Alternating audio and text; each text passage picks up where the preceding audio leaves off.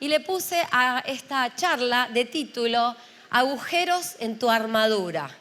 Agujeros, no agujeros, agujeros. Aunque estoy un poco ahí media gangosa, ahí va, agujeros en tu armadura. En la armadura que el Señor nos dio a cada uno de nosotros y que el apóstol Pablo nos va a contar un poco en esta tarde. Nos vamos a dejar enseñar por Pablo. Pero primero quiero hacer un poquito de trasfondo quiero contar que el libro de Efesios, la carta de los Efesios que recién leí Adrián, ahora todos vamos a leer todos juntos, es una carta donde se habla más que ninguna otra carta, se habla acerca de la lucha espiritual que tenemos los creyentes. Y ahora vamos a ver en un momento por qué se habla más en ese libro que en ninguno de todos los otros libros del Nuevo Testamento.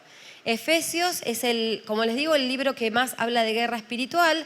En el libro de Apocalipsis se nos habla también de una guerra, de una batalla espiritual futura.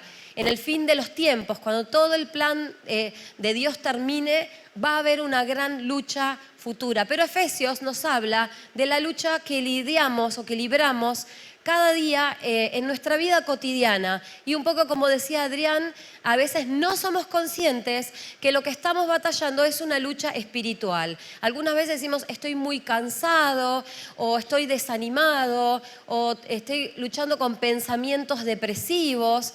Y no todo es espiritual. Siempre digo yo esta frase que tiene un error gramatical, más no de contenido. No todo es espiritual, pero no nada es espiritual. Quiero decir, algunas veces, algunas de las batallas que tenemos que no sabemos identificar, tienen un aspecto espiritual, porque hay un mundo espiritual que nuestros ojos físicos no lo pueden ver, pero que se libra todo el tiempo, constantemente. Ahora, mientras estamos acá, mientras estamos escuchando la palabra de Dios, hay una lucha espiritual para que no creamos, para que no aceptemos, para que no abramos nuestro corazón, para que cuestionemos la palabra del Señor, para que aquellas cosas que no entendemos nos cerremos, porque sabe nuestro enemigo, el enemigo de nuestras almas, que está descrito en la palabra, que si nosotros podemos entender la palabra de Dios y nuestros ojos espirituales son abiertos y podemos captar y agarrar todo lo que el Señor dispuso para nosotros, vamos a tener una vida de mucha victoria. Y vamos a tener una vida que le va a hacer mucho daño también al reino de las tinieblas. Porque cuando estemos fuertes, con autoridad espiritual, vamos a poder echar al enemigo de ciertas personas, de ciertos lugares, de ciertos contextos y hacer avanzar el reino de la luz. Ayer tuvimos acá el festejo del Día del Niño, estuvo hermoso. Tuvimos una maravillosa obra de teatro musical y que hablaba todo respecto del reino de la luz. Entonces, este enemigo nos quiere llevar para el reino de la oscuridad, aun cuando somos cristianos, aun cuando creemos en Jesús, aun cuando oramos, leemos la Biblia, pero de alguna forma intenta entramparnos. Entonces, volvemos a Efesios y vemos que hay una armadura que nos fue provista y que no la pueden ver nuestros ojos, pero sí tiene que ver con herramientas espirituales para la batalla. Y dice así, y la leemos todos juntos. Miren, esto fue tomado de esta imagen, que era la imagen de un soldado romano, porque Éfeso era la capital vamos a hacer un poquito de enseñanza también de paso. Éfeso, que es al lugar donde Pablo escribe la carta, era la ciudad capital de la provincia romana de Asia Menor. Hoy Éfeso es la actual Turquía, ¿sí? Está situada en la actual Turquía. Pero en ese momento estaba el Imperio Romano, tomaba posesión de esto. Así que cuando Pablo escribe acerca de una armadura espiritual, los efesios, los receptores de la carta, tenían en mente esta figura, este soldado romano o uno muy parecido, ¿no? Entonces dice así. Por último, dice Pablo, viene hablando toda la carta, como les digo, va a hablar mucho acerca de las batallas y de la batalla espiritual. Y dice, por último, fortalézcanse con el gran poder del Señor. Pónganse toda la armadura de Dios. Pónganse, ¿qué partes de la armadura? Toda la armadura de Dios. para que puedan hacer frentes a las artimañas del diablo. Porque nuestra lucha no es contra seres humanos, sino contra poderes, contra autoridades, contra potestades que dominan este mundo de tinieblas, contra fuerzas espirituales malignas en las regiones celestes. Por lo tanto, de nuevo dice, pónganse, ¿cuánta parte de la armadura? Toda la armadura de Dios, para que cuando llegue el día malo puedan resistir hasta el fin con firmeza. Manténganse firmes, ceñidos con el cinturón de la verdad, protegidos con la coraza de justicia, calzados con la disposición de proclamar el evangelio de la paz. Lo que vamos a hacer mañana en la marcha para Jesús es proclamar el evangelio de la paz, es levantar el nombre de Cristo. Vamos a marchar, vamos a cantar, vamos a orar por Argentina y vamos a levantar, y es un acto de guerra espiritual también, porque la palabra de Dios nos dice que todo lugar que pise la planta de nuestro pie será nuestra, dice el Señor, espiritualmente. No es que me voy a agarrar vamos a pasar por ahí por algunos lugares y me lo voy a agarrar para mí, pero espiritualmente los conquistamos en el nombre de Jesús, levantamos el nombre de Jesús en alto. Entonces, calzados con la disposición de proclamar el evangelio de la paz. Y además de todo esto, tomen el escudo de la fe con el cual pueden apagar todas las flechas encendidas del maligno. Tomen el casco de la salvación y la espada del Espíritu, que es la palabra de Dios. Hay hermosas prédicas acerca de todo esto y lo que es la armadura, lo que es cada parte, y bueno, explicándolo bien. Yo no me quiero detener tanto en eso en esta noche, pero hoy quiero hablar de agujeros en la armadura. Pero cada parte de la armadura representa, hay una herramienta para nosotros para poder resistir en esta lucha espiritual. Lo que hace Pablo acá en estos versículos que leímos recién es identifica al enemigo. Identifica al enemigo. Dice, la lucha que nosotros tenemos no es contra seres humanos. No es contra tu vecino, no es contra tu suegra, no es contra no es contra ninguna persona. Aunque vos puedas decir, estoy enojado, tal persona me hizo daño, tal persona me lastimó, y desde ofensas más pequeñas hasta ofensas más grandes, hasta heridas realmente profundas. Pero nosotros sabemos, porque la palabra de Dios nos lo dice, no solo en este pasaje, sino en otros pasajes más, que detrás de todas esas cosas está nuestro enemigo, el diablo. Cada vez que una persona hace, a veces me pasa que prendo la tele y miro, ¿no? Entonces sale un femicidio, o sale tal cosa, una violación, o sale esto, o sale el otro en las noticias, y nosotros lo vemos. Lo primero que nos agarra es como bronca contra el perpetrador de un crimen, y por supuesto cometió un crimen, tiene que ser juzgado, tiene que ir preso y todo eso aquí en la justicia de esta tierra. Lo primero que nos agarra es eso, pero siempre me quedo pensando cómo habrá sido que los demonios instigaron a esta persona para cometer eso, para hacer eso. Esas son las cosas peores. Después están otras que son más sencillas, que no las identificamos tanto.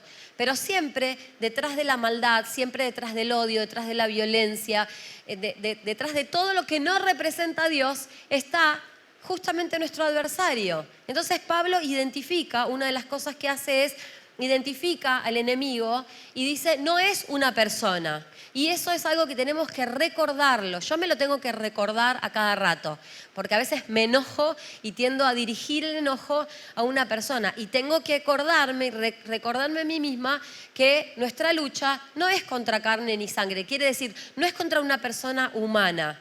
Es contra los principados y las potestades. Algunas veces pensamos que nuestra lucha es contra un partido político, contra un candidato, ¿no? Y en realidad no es nada de eso, sino que la verdadera lucha que se pelea detrás de bambalinas, en lo oculto, donde nadie ve, es una lucha espiritual.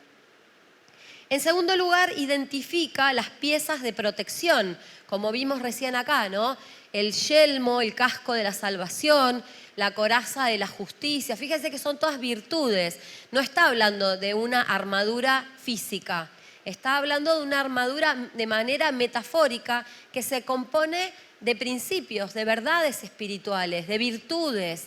la coraza de la justicia de Cristo, el cinturón de la verdad. Es la verdad que está revelada en Él, ¿no? El Evangelio para que nuestros pies puedan andar y puedan llevar la palabra hasta donde Dios necesite que esa palabra llegue. Y en tercer lugar, identifica el campo de batalla. Habla de las regiones celestiales en el versículo 12. Como leímos ahí, decía que nuestra lucha es contra principados, potestades, que también cuando los identifica ese enemigo, también identifica rangos, como a su vez también, ahí lo estamos viendo, ahí está, nuestra lucha no es contra seres humanos, sino contra poderes, autoridades, potestades que dominan este mundo de tinieblas, contra fuerzas espirituales malignas en las regiones celestiales. Y en esta carta de Efesios, 5 veces se menciona esta frase, los lugares celestiales, las regiones celestiales. Yo me los anoté por ahí. Efesios 1:3, Efesios 1:20, para los que toman nota, Efesios 2:6, 3:10 y 6:12. Pablo habla mucho de las regiones celestiales y después, ahora vamos a entender por qué en esta carta habla estas cosas, ¿no? 2 veces dice que se pongan toda la armadura. Toda la armadura. En 6 versículos, 2 veces dice, pónganse toda la armadura. Porque si se ponen 5 piezas, y son 7 piezas, si se ponen 5 y 2 no, la flecha del enemigo va a ir a parar justo a ese lugar que tenés vulnerable, o que tenés descubierto, o que tenés desnudo en tu armadura. Ese dibujo que nosotros vimos, la armadura cubría perfectamente todo el cuerpo, porque incluso también en las piernas se ponían como una malla metálica, unas calzas metálicas, estaban muy buenas, última tendencia de la moda. Pero todo su cuerpo estaba protegido. Y Pablo dice, pónganse toda la armadura. Insiste con esto, ¿no? Cada vez que la Biblia insiste o repite una frase, esto quiere decir que es muy importante. El autor la consideró muy importante, inspirado por el Espíritu Santo, consideró importante recalcar que hay que ponerse toda la armadura. Porque el asunto aquí es la protección. Decí conmigo, protección. No escuché nada. Protección. Atención, concentración. La protección y de todas las herramientas, de todas las piezas, del escudo, de la armadura metálica, 6 piezas son para protección y solo una pieza es para atacar, ¿sí? ¿Cuál es la que es para atacar? La espada del Espíritu, que es la palabra del Señor. Con esa espada del Espíritu, Jesús mismo, el Señor, resistió a Satanás cuando vino 3 veces a tentarlo y Jesús le dijo, escrito está. Y después le volvió a decir, escrito está. Y después le volvió a decir, escrito está, hasta que el diablo se fue. Entonces, la espada del Espíritu, que es la palabra, es una herramienta, un arma ofensiva. Tengo la cabeza media ahí, con todo este resfrío encima. Es un arma ofensiva. Por eso tenemos que aprender a usar esa arma ofensiva, usarla bien, ¿no? Dice la palabra de Dios, le dice a Timoteo que seas un buen soldado, que seas aprobado como obrero, que no tiene de qué avergonzarse y que usa bien la palabra de verdad. Porque a veces en las redes sociales lees cada cosa, decís, usan la palabra de verdad, la hacen palabra de mentira. Hoy estaba leyendo en Instagram que unas personas dijeron que el terremoto de Colombia sucedió porque había una persona que hace como un papel que se burla de Jesús y que habla de Jesús salsero, como que Jesús baila salsa, y entonces por eso vino la ira de Dios y vino el terremoto a Colombia, ¿no? Terrible. Hoy en las redes sociales cualquiera dice cualquier pavada. No te prendas nunca en ninguna de esas. Aprende la palabra de Dios y usa bien la palabra de verdad, porque algunos son como mono con escopeta, diríamos como mono con espada, ¿no? Y lastiman y dañan, porque no usan la palabra de Dios en el contexto del carácter de Dios, que es un Dios santo, pero también es un Dios misericordioso. Entonces, esto es una chapa. ¿Por qué Pablo le escribe esto a los efesios y no a otra ciudad? ¿Por qué en una carta de 6 capítulos habla tanto acerca de la guerra espiritual? Pablo había estado viviendo en Éfeso en el tercer viaje misionero. Pablo hizo 3 viajes misioneros y el cuarto ya fue un viaje de regreso para ser encarcelado y para morir. Pero en Éfeso se detuvo y vivió 3 años. 3 años fue un montón. En ningún otro lugar Pablo estuvo tanto tiempo. De hecho, en algunos lugares estuvo 1 año, 1 año y medio, en Corinto, por ejemplo. En Tesalónica estuvo apenas 15 días más o menos. Y a Tesalónica le escribió 2 cartas, ¿sí? Una de las cuales, la segunda carta, habla de la segunda venida del Señor. Pero él en Éfeso estuvo 3 años, convivió con ellos, conoció la cultura, se metió en el corazón de la cultura.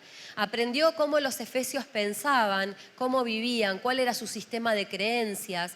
Y cuando él escribe esta breve carta de 6 capítulos, les habla mucho acerca de la guerra espiritual, porque ellos conocían en parte el lenguaje espiritual. Un lenguaje espiritual que estaba pervertido. Y ahora vamos a ver por qué. Éfeso estaba bajo la administración política romana, como les dije recién. Estaba bajo el Imperio Romano, pero la cultura religiosa era la cultura politeísta griega, porque también la cultura helenista estaba en ese tiempo, en ese lugar, pero además tenían prácticas ocultistas orientales. Era una cosa, las culturas me encanta a mí, es apasionante estudiar las culturas. Era una ciudad multicultural, digamos, ¿no? Tenía influencia de diferentes cosas y diferentes creencias. Pero el centro espiritual de lo que sucedía en Éfeso era que ellos adoraban a Diana. Era Diana la diosa de los efesios. Si vos lees una Biblia de versión Reina Valera, va a decir Diana.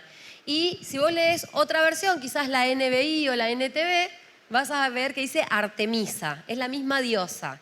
Era la diosa de la casa, no de la casa del hogar, de la caza, la diosa de la caza y de la fertilidad o del alumbramiento, del dar a luz.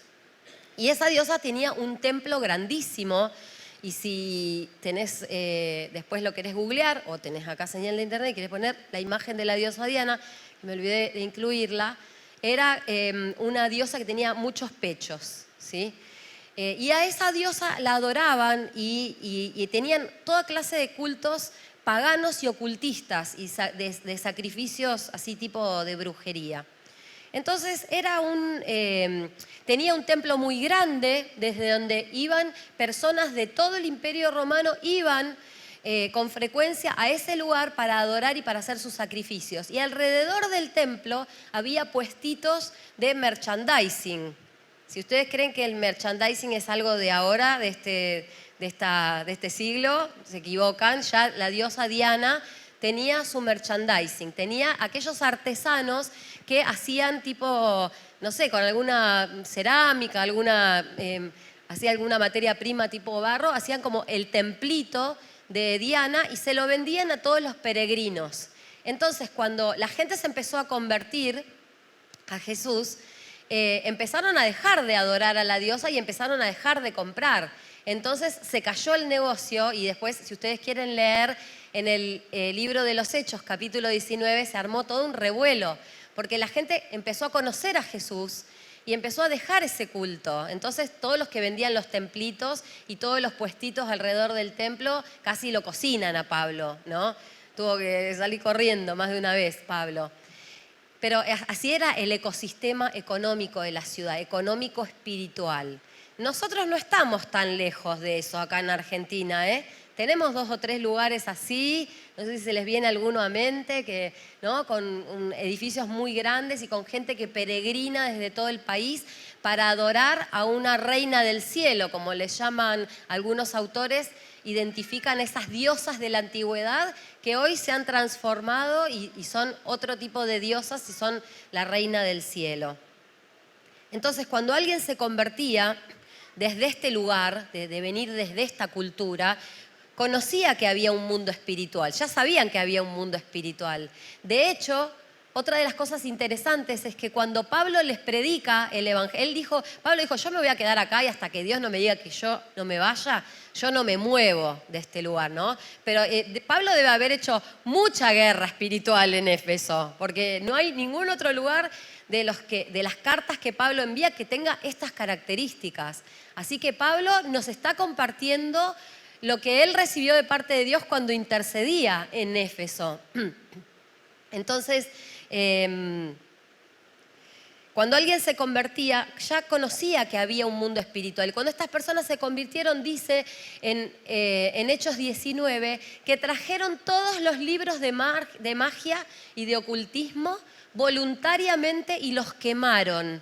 Nadie les dijo que traiganlo, pero ellos empezaron a sentir que tenían que deshacerse, que eso iba en contra de la fe de Jesús. Y los trajeron, todos hicieron una fogata que, no sé, el humo se debe haber visto. Y dice que el equivalente de todos esos libros que se quemaron eran 50.000 piezas de plata.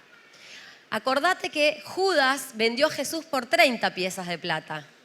Así que imagínate, o sea, vendió al Hijo de Dios para ser crucificado en la cruz por 30 pesos, 30 monedas de plata, o sea, unas chirolas. Y esto, el valor de todos los libros de ocultismo que estaban quemando era 50.000 piezas de plata. O sea, hubo una conversión, ¿sí? Hubo una conversión.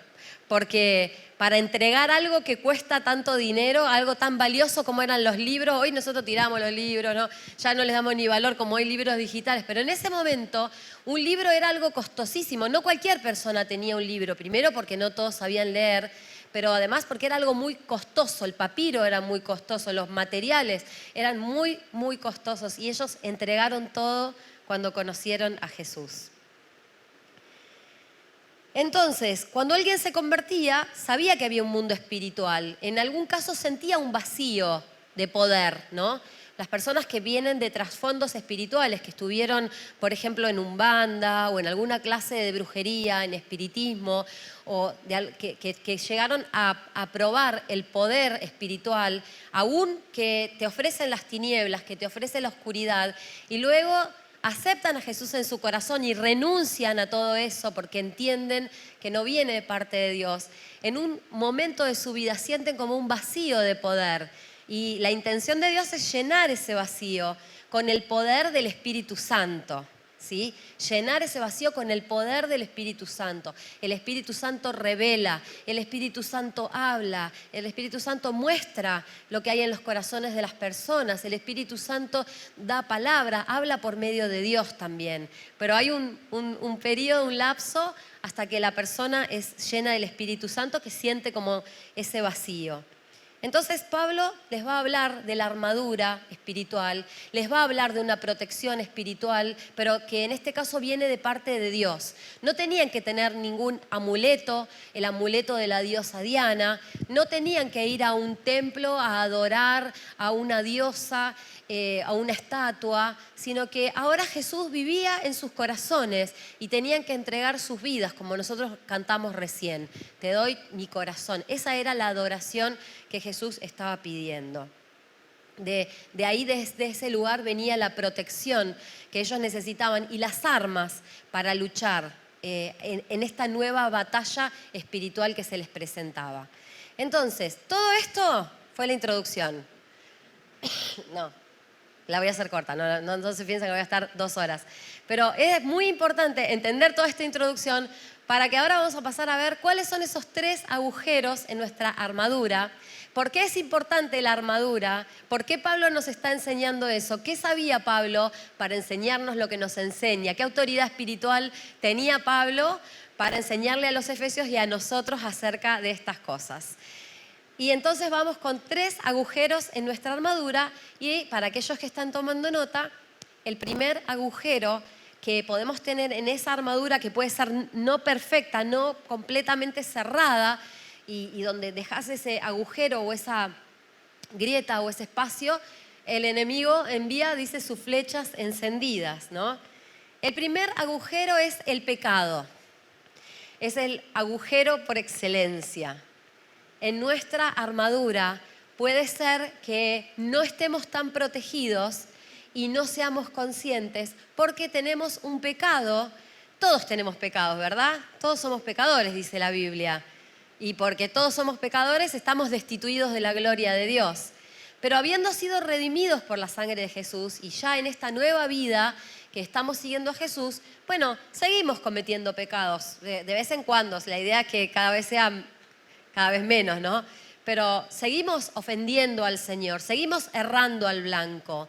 Pero la Biblia nos dice que cada vez que pecamos tenemos que arrepentirnos y confesar el pecado y Dios nos perdona. Pero ¿qué pasa cuando no confesamos nuestro pecado, cuando no nos arrepentimos, cuando vamos en la dirección contraria, cuando intentamos ocultarlo o minimizarlo, decir, no es tan importante, esto es un resbaloncito? No es la forma correcta de gestionar el pecado, minimizarlo, meterlo debajo de la alfombra o decir, el pecado es un concepto antiguo, estamos en el 2026, Marijo, no me hables de cosas tan antiguas. Pero la verdad es que el pecado es un temón, es un recontratema muy, muy importante, que si no fuera tan importante, Jesús no tendría que haber venido a morir en la cruz por el pecado. O sea, el pecado es un súper tema importante, por lo cual el Hijo de Dios tuvo que venir a dar su vida desde el principio del mundo, desde antes que el mundo fuera creado. Ya Dios sabía que el hombre se iba a apartar, que el hombre iba a caer y ya había preparado un Salvador, porque sabía que el pecado lo que produce es lejanía de Dios. El pecado nos aleja de Dios. Aunque nosotros digamos, está todo bien, no pasa nada, es un concepto antiguo, hoy todos lo hacen, no está tan malo, o le intentemos como bajar el precio al pecado, tiene un precio muy alto, costó la vida de Jesús. Así que no deberíamos nunca minimizarlo. Lo correcto que nosotros debemos hacer cada vez que nos damos cuenta o que el Espíritu Santo nos convence de que hemos pecado es arrepentirnos, ir delante del trono del Señor y pedirle perdón y pedirle las fuerzas al Espíritu Santo para no volver a pecar. Aunque después, quizás más adelante, volvamos a tropezar con la misma piedra o con otra piedra, pero esa es la forma en que vamos aprendiendo a sortear esta artimaña de Satanás que nos entrampa para que caigamos en pecado. En cualquier pecado, en todos los pecados que nos ofende a Dios o que nos apartan de Él.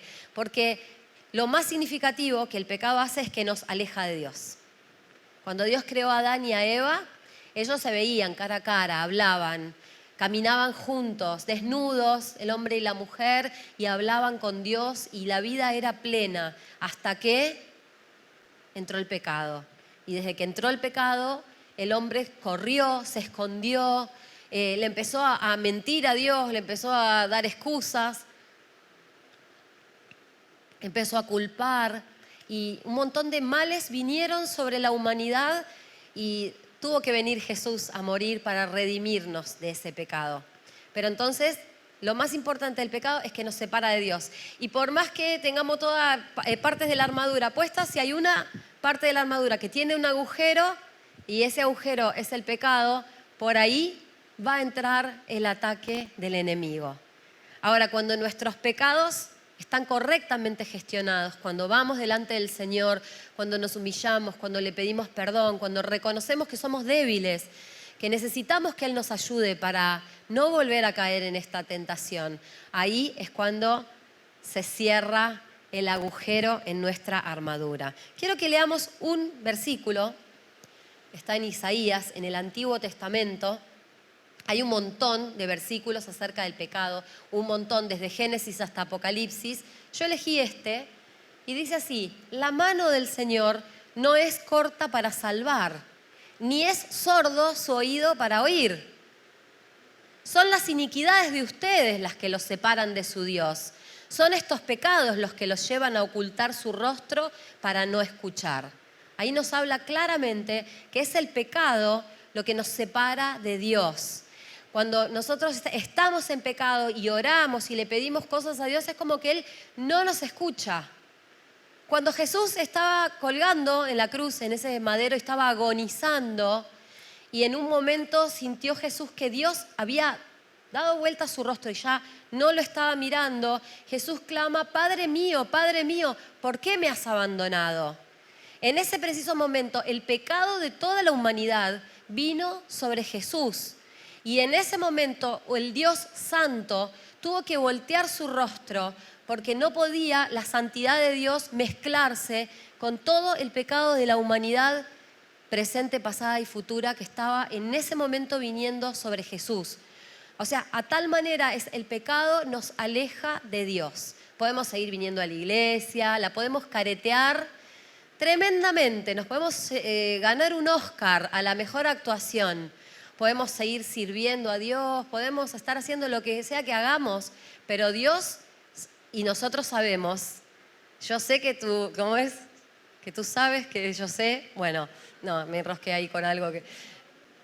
Algo así, ustedes entienden, ¿no? O sea, sabemos que hay ahí un pecado que estorba. Y a veces nos preguntamos, ¿por qué no estoy creciendo espiritualmente? Pasan años, yo voy a la iglesia, conozco la palabra, pero siento que no tengo victoria, siento que no crezco, no sé. Bueno, algunas veces es el pecado. Hay que sacarlo a luz, hay que confesarlo, hay que pedirle perdón al Señor.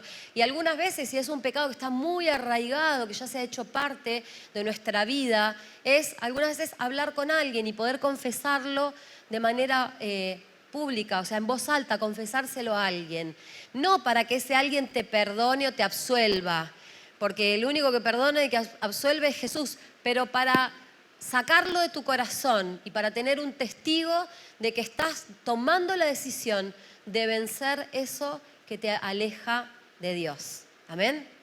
Entonces, el agujero número 1 en nuestra armadura, aunque tengamos todas las piezas puestas, tenemos un agujero, es el pecado. Número 2, el segundo agujero en nuestra armadura, la falta de perdón. La falta de perdón, el resentimiento, las cuentas pendientes, ¿no? Hoy en día también está muy normalizado algunas cosas como, bueno, este no me gusta, lo bloqueo, lo saco de mi vida y pensando que hace unos días atrás una persona le decía a otra, y yo estaba ahí, y le decía, no le hablo más a esa, ¿no? A esa hermana en Cristo. No le hablo más, pero estoy tranquila, tengo paz. No nos estamos hablando, pero tengo paz. Bueno, yo voy a orar para que no tengas paz, porque la Biblia dice que no podemos estar en paz si no tenemos perdón, ¿no es cierto? Entonces, de alguna forma, aunque nosotros a veces podemos intentar como, bueno, corto esta relación, esto pasa mucho en las familias. No me hablo con una prima o con un abuelo, con un, no sé, un tío. No nos hablamos hace años, no nos hablamos, pero ya está todo bien. Bueno, siempre que haya perdón, ¿no? Y generalmente el perdón va a venir de otra manera. El perdón va a intentar volver a establecer un puente, por lo menos de este lado.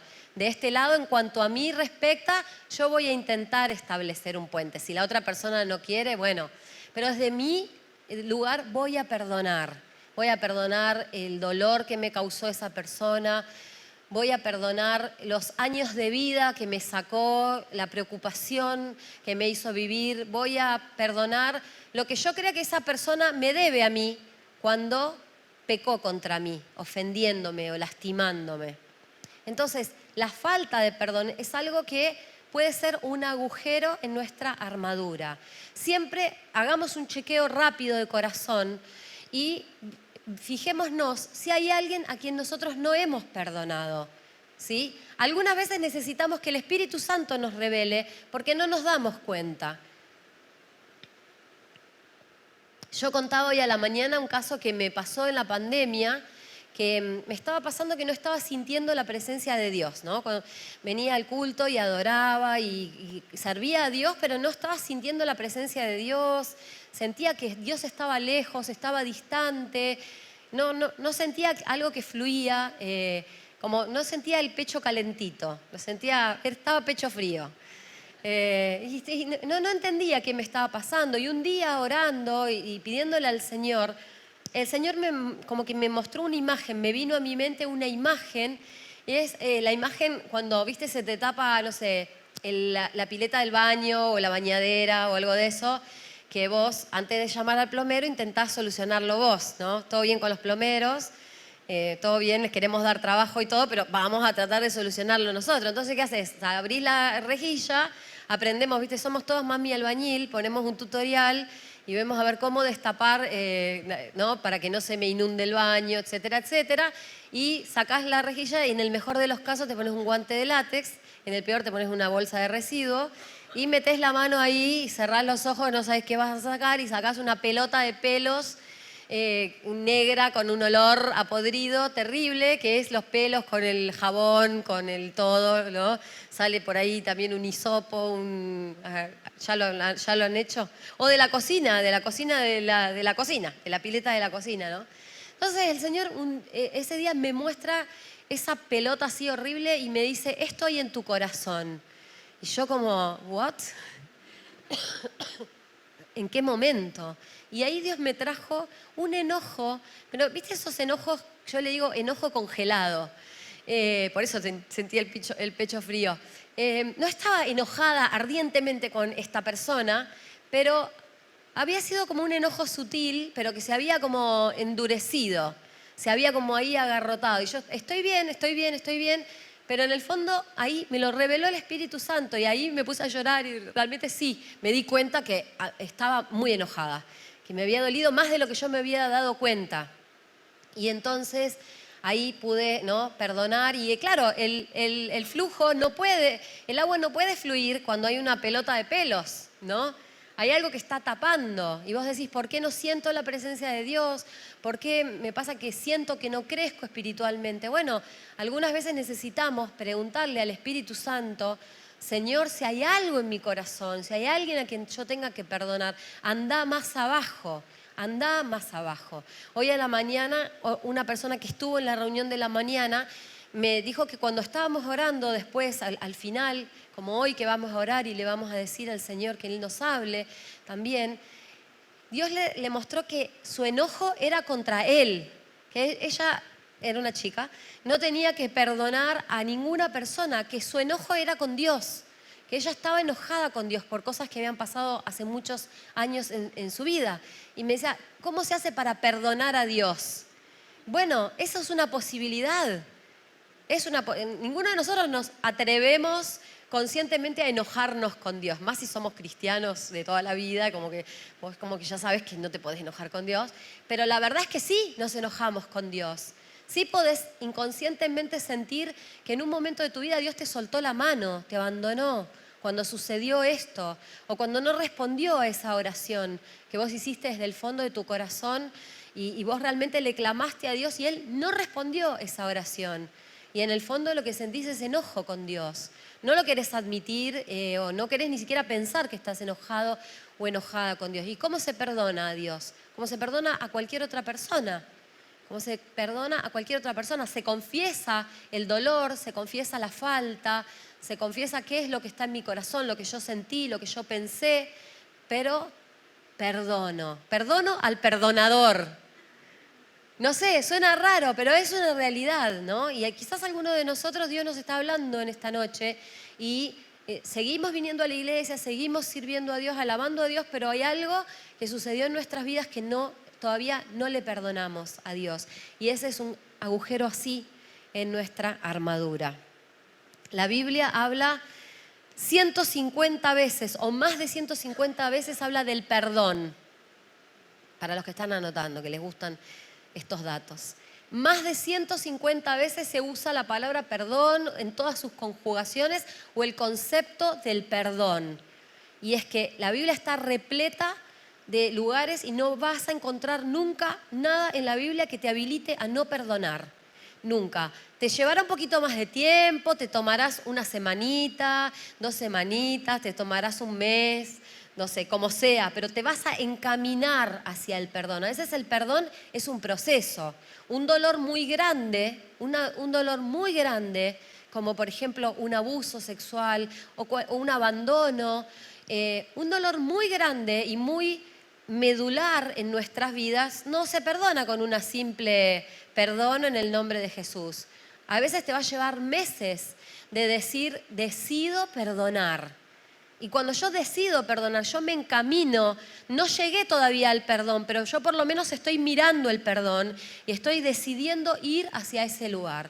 Y cuando yo decido, el Espíritu Santo me ayuda y me empuja hasta que un día siento que llegué a ese lugar y que ya puedo mirar a los ojos a mi agresor y puedo decir, lo perdoné o la perdoné. Eso es obra del Espíritu Santo y no sucede en 5 minutos, pero nosotros nos decidimos a ser sanos y nos decidimos a perdonar. Amén.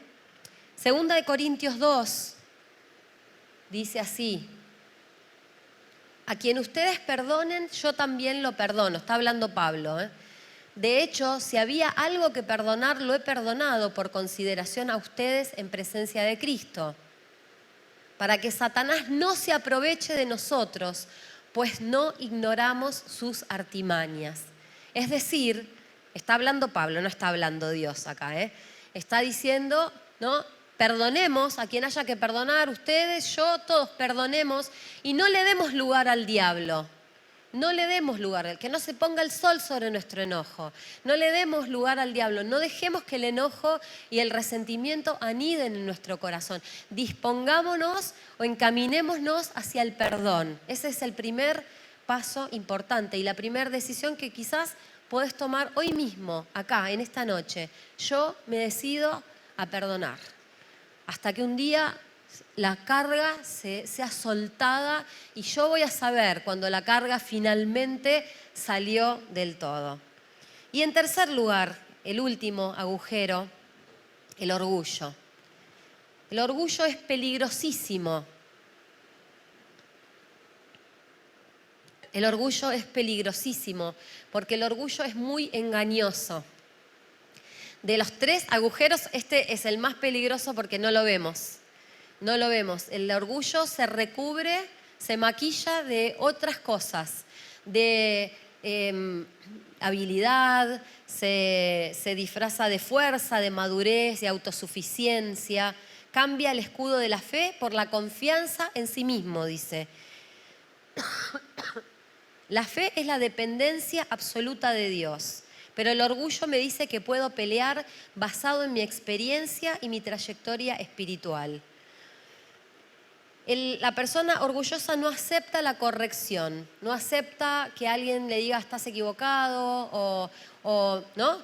Algo, mira, te está faltando esto, estás haciendo esto mal. Porque el orgullo enseguida busca justificarse. No, porque lo hice por tal cosa o lo dije por tal cosa. Y la Biblia nos enseña que Dios resiste a los soberbios, pero da gracia a los humildes. Y ese es el próximo versículo que leemos juntos. Asimismo, jóvenes, sométanse a los ancianos, a los líderes, ¿no?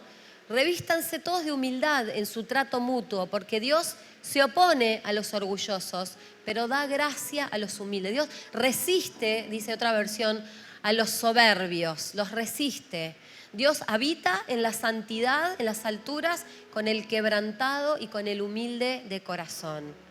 Entonces, tanto el pecado, tanto la falta de perdón, como el orgullo, lo que hacen es que nos alejan de Dios. Las 3 cosas tienen la misma consecuencia, nos alejan de Dios. Y si nos alejan de Dios, no podemos estar protegidos para poder pelear la batalla espiritual. Porque hay algo en nuestra armadura que está roto. Y por ese lugar donde está roto, el enemigo nos va a dar y nos va a dar. Por eso la voluntad de Dios es que cerremos esos agujeros, que le pongamos, que los reparemos, ¿no? Hoy decía con Poximix espiritual. ¿Vieron el Poximix? Que es la masilla que viene de 2 componentes que se amasa y dice, ¿cómo decía la propaganda? Blanda como masilla, endurece como metal. Decía la propaganda. Yo soy grande, chicos. Es una propaganda antigua. Pero que Dios nos ayude a reparar esas grietas por medio de la sangre de Cristo. La sangre de Cristo es la solución para estos 3 agujeros. La sangre de Cristo, el perdón que el Señor nos da, la ayuda que el perdón nos da, que el Señor nos da. En el pecado confesándolo y apartándonos. Dice Proverbios 28:13, el que encubre su pecado jamás prospera, pero el que lo confiesa y lo deja alcanza la misericordia. El pecado, confesándolo y pidiendo perdón. La falta de perdón, siendo misericordiosos, dice Efesios, perdonándonos unos a otros si alguien tiene algo contra otro. Algunas veces será más sencillo, otras veces será más trabajoso, pero todos, sin excepción, tenemos que perdonar, porque Dios nos quiere libres. Y el orgullo, dice la palabra también en 1 de Pedro 5:6, humíllense bajo la poderosa mano de Dios para que Él los exalte a su debido tiempo. El Señor nos está hablando en esta noche, mañana, lunes, el martes, el miércoles, la semana que viene, el mes que viene, toda nuestra vida vamos a pelear batallas espirituales. No podemos tener la autoridad del Señor si en nuestra armadura hay agujeros. La autoridad espiritual se escurre, ¿sí? Se escurre, se nos va. El favor de Dios para pelear se nos va cuando nosotros tenemos esas grietas en nuestro corazón. No permanece la presencia del Señor porque el Señor no está peleando junto a nosotros, estamos peleando solos. Pero cuando yo tengo mi armadura perfectamente cerrada por la gracia del Señor, yo puedo levantarme en autoridad espiritual, reprender a los principados, a las potestades, tomar mi lugar de autoridad como hijo e hija de Dios y hacer las grandes cosas que el Señor dijo que yo haría en su nombre. Amén. Entonces, en esta noche vamos a orar por esto, vamos a darle lugar al Espíritu Santo. Vamos a darle lugar a preguntarle al Señor que Él nos muestre con un corazón humilde,